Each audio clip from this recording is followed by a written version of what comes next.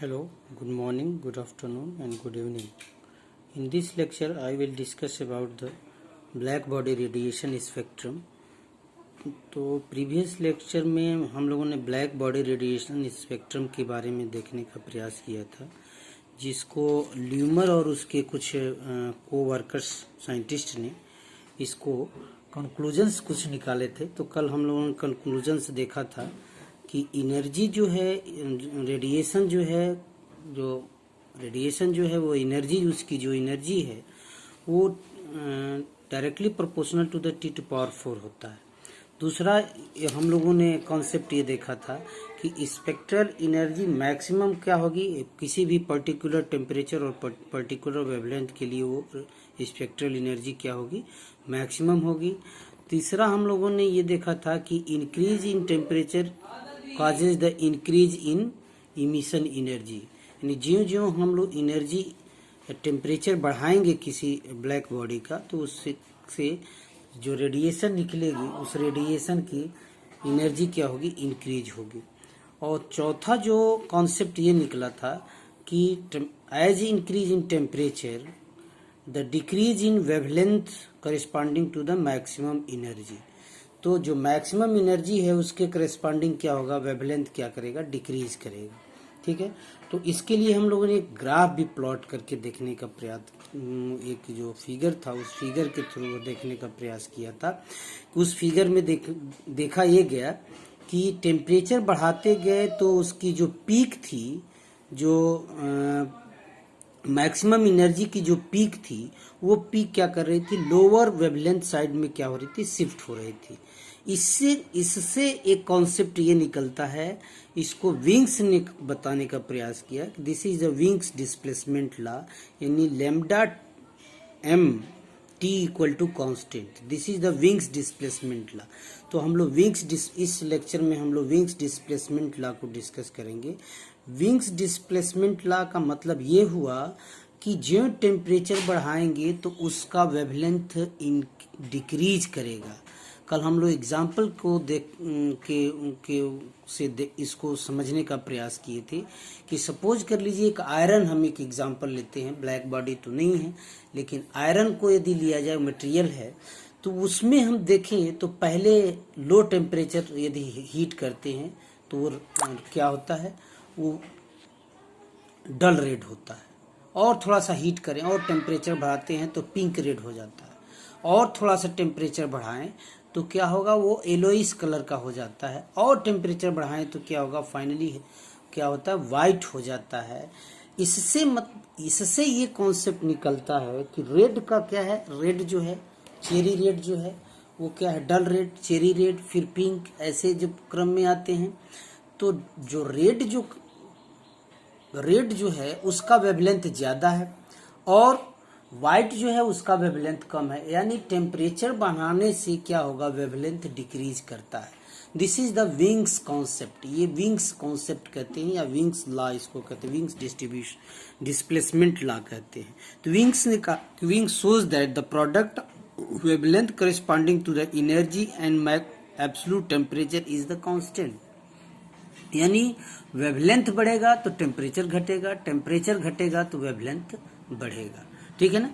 तो this constant is known as Wien's displacement constant. Wien's displacement constant की value कितनी होती है, 2.9 × 10⁻³ मीटर पर केल्विन, मीटर केल्विन होता है।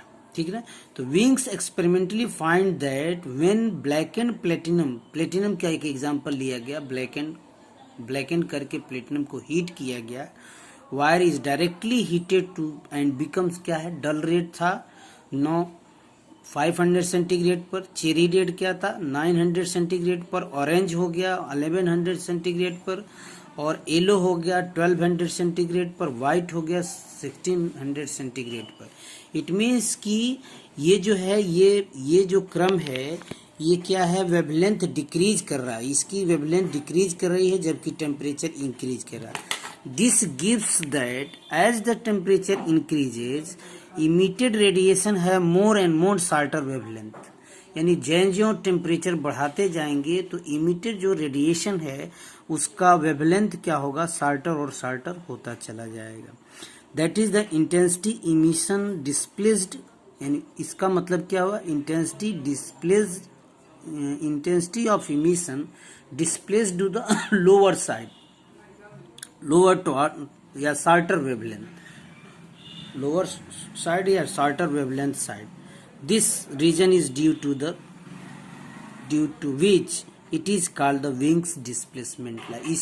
इसीलिए इसको कहा गया कि विंग्स डिस्प्लेसमेंट लॉ है, यानी डिस्प्लेस्ड हो रहा है, सी जो है वेवलेंथ जो है लोअर साइड में क्या हो रहा है, डिस्प्लेस्ड हो रहा है।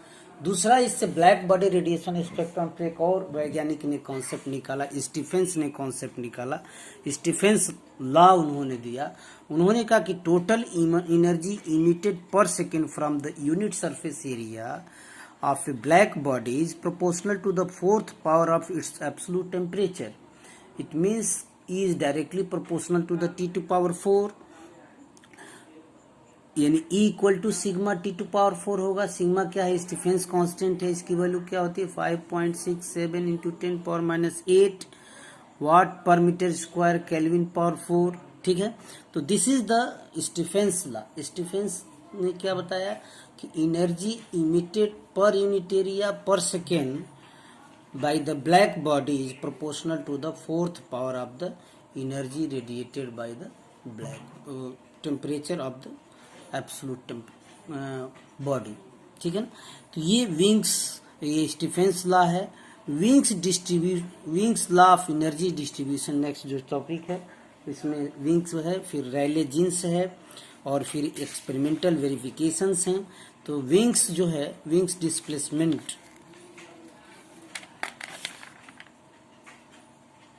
विंग्स डिस्प्लेसमेंट, तो Wien's law of energy distribution, कैसे एनर्जी डिस्ट्रीब्यूशन के लिए उन्होंने अलग फॉर्मुलेशन किया। इन्होंने बताया Wien's shows that the energy is directly proportional to the fifth power of the absolute temperature.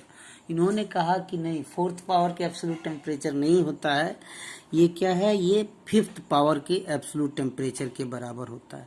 हालांकि ये कॉन्सेप्ट बहुत सही नहीं था, लेकिन फिर भी इसको इन्होंने करने का प्रयास किया। तो E maximum is directly proportional to the T to power 5 हो जाएगा, और E max equal to constant, यहाँ से प्रोपोर्शनलिटी कांस्टेंट हटाएं तो कांस्टेंट T power 5 हो जाएगा। यहाँ से देखें T power 5, E max T power 5 -5 होगा, T power -5 इक्वल टू क्या हो जाएगा, कांस्टेंट हो जाएगा। Therefore the spectral energy E lambda in wavelength interval lambda and lambda d plus lambda emitted by the black body at temperature T can be written as E lambda power 5 equal to constant. कैसे लिख सकते हैं इसको, just देखिए, lambda max T equal to constant होता है, तो T equal to कितना हो जाएगा, 1 लैम्डा पावर 5 हो जाएगा, और 1/T की जगह पर फिर क्या हो जाएगा, फिर इसको ऐसे इधर कर दें तो लैम्डा इक्वल टू क्या हो जाएगा, 1/T हो जाएगा। तो T पावर -5 कर दें तो लैम्डा पावर 5 हो जाएगा। ठीक है ना, तो यहाँ से इसको हम कोरिलेट कर सकते हैं, इस इक्वेशन को कोरिलेट कर सकते हैं। तो this is the spectral energy density in the wavelength interval lambda and lambda plus D lambda at temperature, at the given temperature T। अब इन्होंने कहा कि एक्चुअली क्या है, ये एक्सपोनेंशियल फंक्शन है। ज्यों ज्यों एनर्जी हम टेम्परेचर बढ़ाएंगे तो क्या होगा, एनर्जी इंक्रीज करेगा, लेकिन वेवलेंथ क्या होगा, डिक्रीज करेगा। तो इन तीनों में इन्होंने मैथमेटिकल रिलेशन देने का प्रयास किया कि एनर्जी डेंसिटी कितना होगा। तो ई लैम्डा एक पर्टिकुलर वेवलेंथ के लिए E lambda D lambda equal to क्या होगा, के कांस्टेंट है, lambda power 5 F lambda T, यानी फंक्शन जो है लैम्डा टी का है डी लैम्डा। ठीक है ना, तो यहाँ से एक मैथमेटिकल फंक्शन के रूप में दे सकते हैं। इन्होंने कहा कि एनर्जी जो होगा, एनर्जी एट पर्टिकुलर वेवलेंथ किसका फंक्शन होगा, वेवलेंथ का फंक्शन होगा और टेम्परेचर का फंक्शन होगा, वेवलेंथ और टेम्परेचर का फंक्शन होगा। ठीक है ना। इसको दूसरे टाइप में इसको लिख सकते हैं, ई लेमडा इक्वल टू क्या हो जाएगा, के अपॉन लेमडा पावर 5, ई पावर ए क्या हो जाएगा, ई क्या है, ये जो फंक्शन है वो एक्सपोनेंशियल फंक्शन होगा, ये बी जो है कांस्टेंट है, और power divided by lambda T into d lambda हो जाए। This expression is known as the Wien's law of energy distribution. इस एक्सप्रेशन को energy law of Wien's distribution कहते हैं। ये जो फंक्शन है एनर्जी डेंसिटी का जो फंक्शन है, विंग्स फार्मूला, अब ये जैसे देखिए, ये विंग्स फार्मूला जो है only holds for the low shorter wavelength, केवल शॉर्टर वेवलेंथ के लिए तो फिट है, लेकिन ये लॉन्गर वेवलेंथ के लिए ये फार्मूला फिट नहीं है। तो यहाँ इसको लिखा गया है कि Wien's formula is holds good only for shorter wavelength at low temperature और शॉर्टर वेवलेंथ के लिए है। It does not fit for the longer wavelength and higher temperature. ये जो फार्मूला है, ये मैथमेटिकल जो फार्मूला है, this is not fit for the higher temperature and higher wavelength. It means कि ई लेमडा इक्वल टू 0, यानी lambda equal to 0 होगा तो क्या होगा, ई लेमडा इक्वल टू 0 होगा। ये एक्सपेरिमेंटली रिजल्ट होगा कि वेवलेंथ 0 है तो एनर्जी क्या होगी, 0 होगी। But E lambda to be finite at T equal to finite, T equal to infinite हो तो ई इक्वल टू क्या होगा, फाइनाइट ही होगा। इनफाइनाइट तो हो नहीं सकता, इनफाइनाइट एनर्जी निकल नहीं सकती है। एंड लेमडा, यानी यहाँ से कंक्लूजन निकाल सकते हैं कि टी कितना हो यदि फाइनाइट कर दें और वेवलेंथ ऑफ रेडिएशन यदि फाइनाइट कर दें, तभी भी एनर्जी जो रेडिएट होगा वो क्या होगी, फाइनाइट एनर्जी ही रेडिएट होगी, इनफाइनाइट एनर्जी रेडिएट नहीं होगी।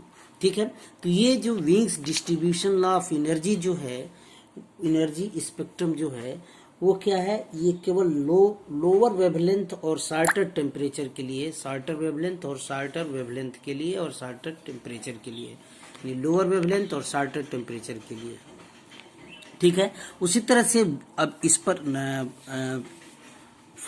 पूरे होल टेम्परेचर और होल वेवलेंथ के लिए कोई इस तरह का फार्मूला डिजाइन नहीं हो पा रहा था। तो रैले और जीन्स जो हैं वो वैज्ञानिक का ग्रुप था, उन्होंने फिर प्रयास किया, उन्होंने एक फार्मूलेशन दिया और ये आधार इन्होंने बताया कि जो ये रेडिएशन है वो वेव के रूप में है। तो नंबर ऑफ वेव निकालने का प्रयास किया और इक्विपार्टीशन एनर्जी का जो कॉन्सेप्ट है, इक्विपार्टीशन एनर्जी का मतलब कि एनर्जी जो है उसका एवरेज एनर्जी निकालने का प्रयास किया इच ऑसिलेटर्स।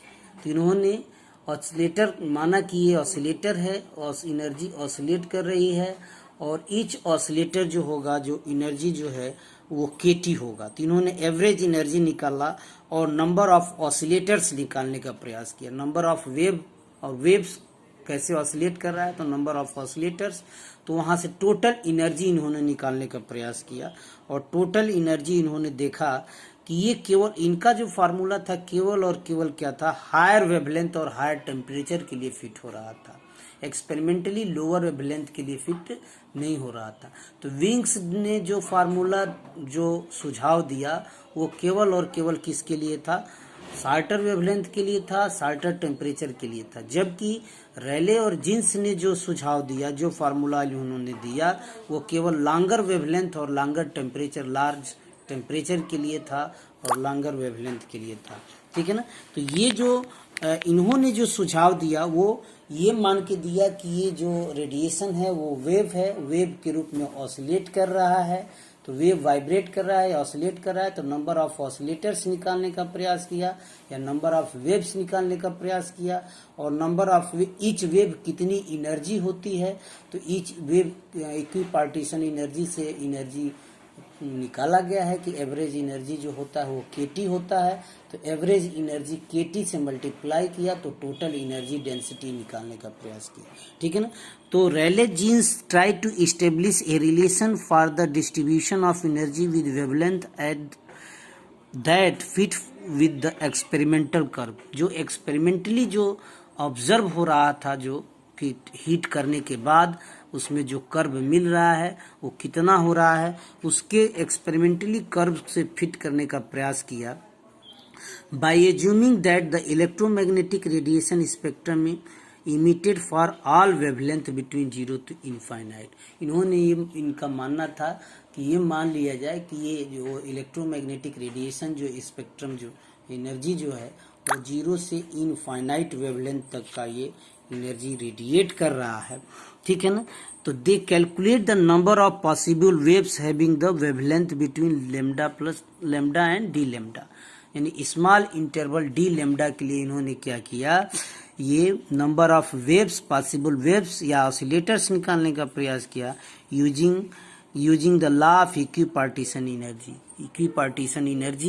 इक्विपार्टीशन एनर्जी एक वो कॉन्सेप्ट है, उसके आधार पर फिजिकल केमिस्ट्री में भी आप पढ़े होंगे और इंटरमीडिएट में फिजिक्स में पढ़े होंगे कि ये जो इक्विपार्टीशन एनर्जी है कि समान डिस्ट्रीब्यूशन कैसे एनर्जी का होता है, तो एवरेज एनर्जी निकालते हैं और एवरेज एनर्जी कितना होती है, केटी होता है, ठीक है ना।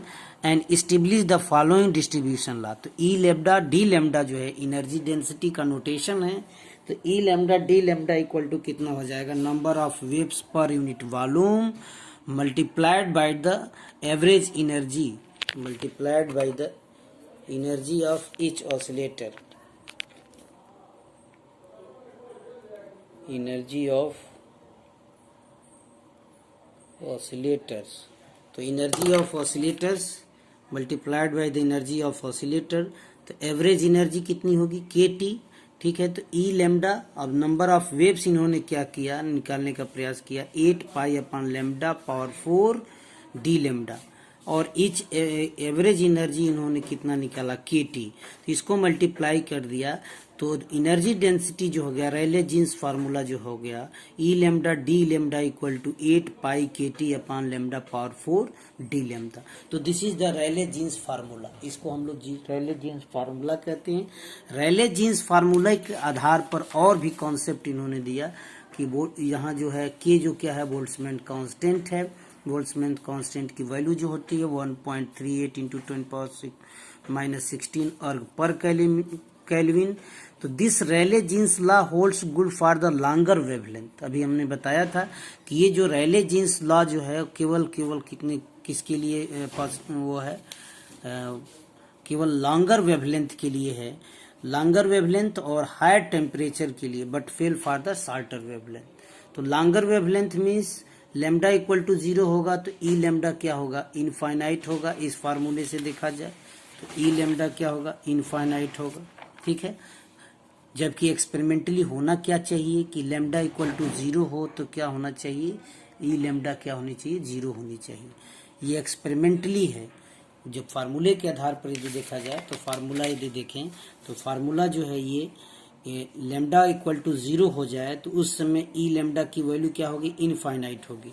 जबकि एक्सपेरिमेंटली क्या मिलता है, इनफाइनाइट नहीं मिलता है, एनर्जी लेमडा इक्वल टू 0 होगा तो एनर्जी क्या होगा, एनर्जी डेंसिटी क्या होगी, 0 होगी, ठीक है ना। इस रेले जीन्स लॉ को फिर हम लोग फ्रीक्वेंसी के टर्म में लिख सकते हैं। तो Rayleigh Jeans law agree with the experimental result at low frequency and fail to the higher frequency. तो इसको फ्रीक्वेंसी के रिस्पेक्ट में भी हम लोग इसको लोग देख सकते हैं कि फ्रीक्वेंसी जो है यानी लो फ्रीक्वेंसी के लिए तो क्या है फिट हो रहा है, लेकिन हायर फ्रीक्वेंसी के लिए क्या हो रहा है, ये फिट नहीं हो रहा है। तो इसको फ्रीक्वेंसी के टर्म में इसको हम लोग लिख सकते हैं, lambda equal to C upon nu होता है।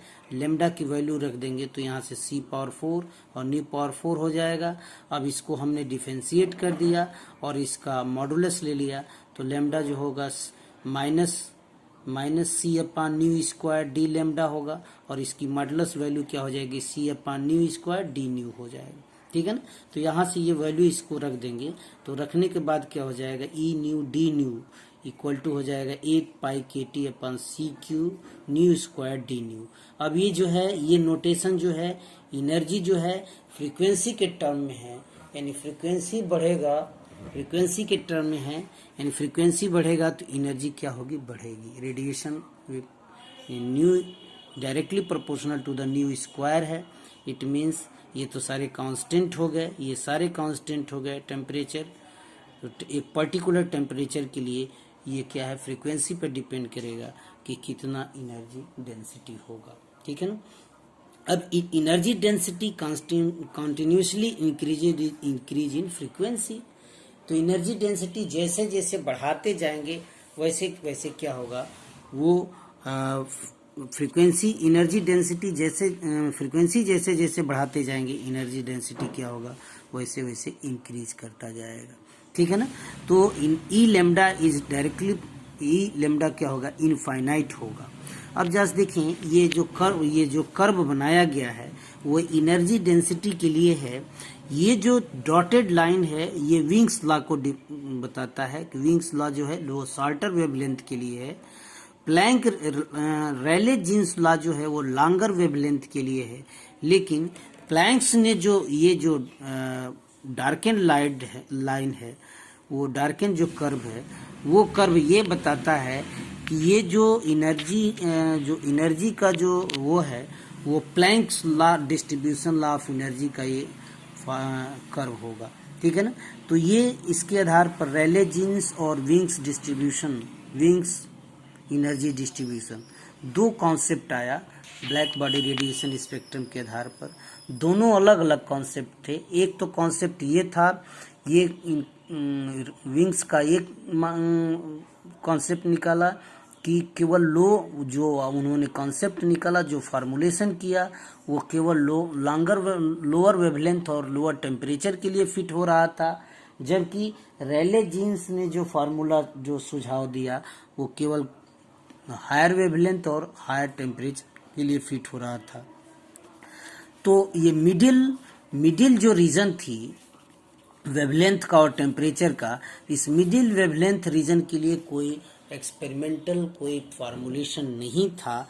इस पर प्लैंक्स ने काम किया और प्लैंक्स ने जो सुझाव दिया वो क्वांटम मैकेनिक्स का वहीं से जन्म होता है कि क्वांटम मैकेनिक्स वहीं से बर्थ ऑफ क्वांटम मैकेनिक्स 19वीं सेंचुरी में होती है।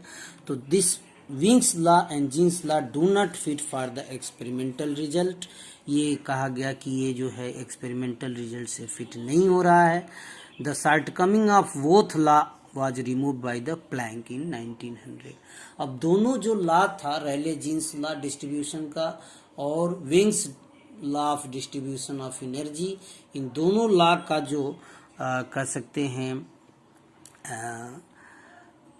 जो कमियां थी उस कमियों को दूर किया प्लैंक्स ने 19वीं सेंचुरी में and explain the distribution of energy among the various wavelength. अब जीरो से इनफाइनाइट वेवलेंथ के लिए क्या फार्मूलेशन हो सकता है, इन्होंने प्लैंक्स ने अपने कॉन्सेप्ट में डिस्कस किया। This law is completely agreement with the experimental for the all wavelength. तो इन्होंने एक ऐसा फार्मूलेशन दिया जिससे कि क्वांटम मैकेनिक्स का जन्म हुआ और इसमें इन्होंने ये बताया कि एक्चुअली जो रेडिएशन है वो रेडिएशन जो है वो कॉन्टिन्यूअस नहीं है, डिसकंटिन्यूअस है, डिस्क्रीट ऑफ एनर्जी है, यानी पैकेट्स ऑफ एनर्जी है, बंडल ऑफ एनर्जी है, या क्वांटा इसको कहते हैं। और ईच क्वांटा जो एनर्जी होगी वो एच न्यू होगी। इसको इन्होंने निकालने का प्रयास किया और फाइनली एक ऐसा फार्मूला इन्होंने डिजाइन किया जो ईच एंड एवरी फ्रीक्वेंसी के लिए, ईच एंड एवरी वेवलेंथ के लिए वो फिट हो रहा था। लोअर वेवलेंथ के लिए लोअर वेवलेंथ पर विंग्स लॉ और हायर वेवलेंथ के लिए क्या है रैले जीन्स लॉ को फिट कर रहा था। ठीक है ना। तो प्लैंक्स रेडिएशन फार्मूला हम लोग नेक्स्ट वीडियो लेक्चर में देखेंगे। इस वीडियो लेक्चर में संभव नहीं हो पाएगा क्योंकि काफ़ी बड़ा हो जाएगा। तो नेक्स्ट वीडियो लेक्चर में इसको हम लोग देखने का प्रयास करेंगे, प्लैंक्स रेडिएशन फार्मूला। और यहीं से क्वांटम मैकेनिक्स का जन्म होता है, बर्थ ऑफ क्वांटम मैकेनिक्स है, क्योंकि प्लैंक्स ने क्वांटा नाम दिया कि ये क्वांटा है। Quanta means the packets of energy, bundle of energy. इन्होंने कहा कि एनर्जी जो है, रेडिएशन जो आ रही है उसकी एनर्जी कंटिन्यूअस नहीं है, ये डिसकंटिन्यूअस है, ये बंडल के रूप में है। बंडल मीन्स पैकेट्स के रूप में है, टू पैकेट्स, 3 पैकेट्स, यानी इस तरह से नंबर ऑफ यानी इनफाइनाइट पैकेट्स हो सकते हैं, लेकिन ये बंडल ऑफ के रूप में होगा, पैकेट्स के रूप में होगा, ठीक है ना। तो ये ब्लैक बॉडी रेडिएशन स्पेक्ट्रम का जो कंक्लूजन्स था, उसमें 2 कंक्लूजन्स हमने इस लेक्चर में डिस्कस किया है, विंग्स डिस्ट्रीब्यूशन लॉ और energy distribution, Rayleigh Jeans law of energy distribution, ये दोनों डिस्कस करने का प्रयास किया है। इसको समझेंगे, नोट्स से समझने का प्रयास करेंगे, फिर कोई दिक्कत आती है तो आप उसको श्योर डिस्कस करें। Thank you.